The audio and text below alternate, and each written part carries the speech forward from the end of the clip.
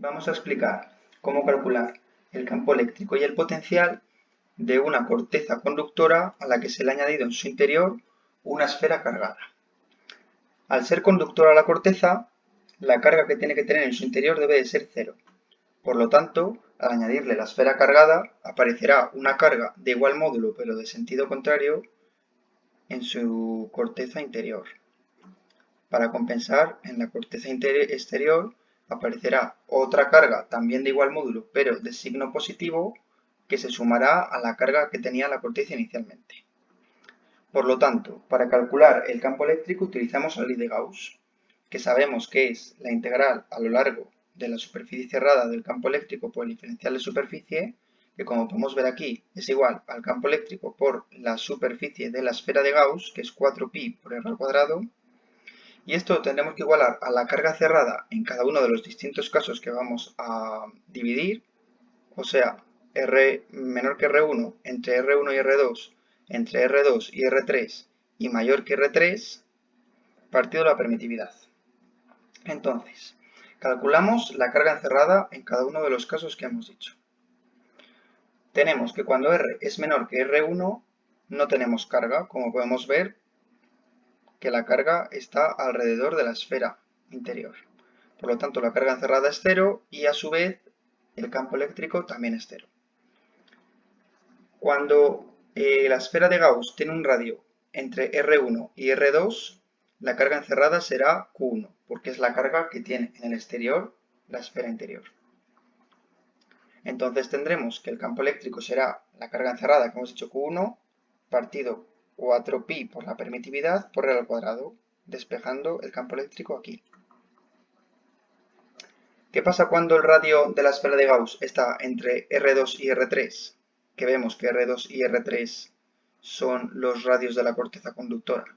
Bueno, pues como la corteza hemos dicho que es conductora y podemos ver en el dibujo, su carga interior debe de ser cero. Por lo tanto, el campo eléctrico será cero igualmente. Y entonces el último caso que tenemos es cuando el radio es mayor que el del radio exterior de la corteza. Y como podemos ver en el dibujo, en el interior se nombran las cargas y en el exterior tenemos Q2 y Q1. Por lo tanto, de igual manera que hemos hecho en este caso, podemos despejar el campo eléctrico. Y aquí tendríamos el campo eléctrico para cada uno de los casos que hemos dividido. A partir del campo eléctrico, con esta expresión, podemos calcular el potencial, sabiendo que el diferencial de potencial es igual a menos el campo eléctrico por el diferencial de R.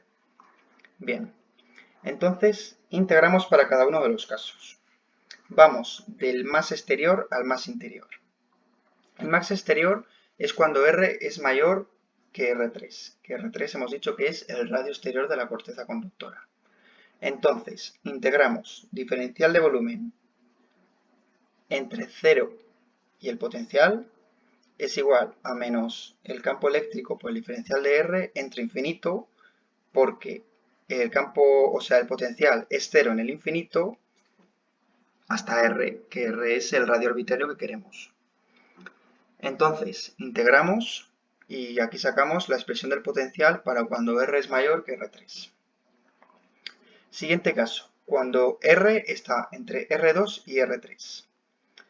Entonces, por un lado, integramos de igual manera entre infinito y R3 con la expresión que nos ha dado para radios mayores que R3 y luego entre R3 y R. Pero como entre R3 y R hemos dicho que el campo eléctrico es cero, pues entonces no nos añade nada. Esto es cero.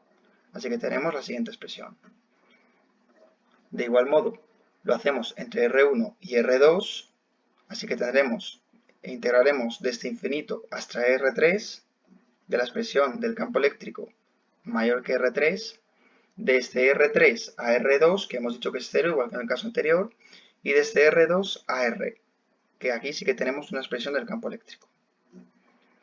Para R menor que R1 tendremos entonces todos los casos anteriores, desde infinito hasta R3, desde R3 hasta R2, desde R2 hasta R1 y desde R1 hasta R, que hemos dicho que el campo eléctrico es nulo, y nos queda la siguiente expresión. Por lo tanto, tenemos 4 expresiones diferentes de potencial y 4 expresiones diferentes de campo eléctrico.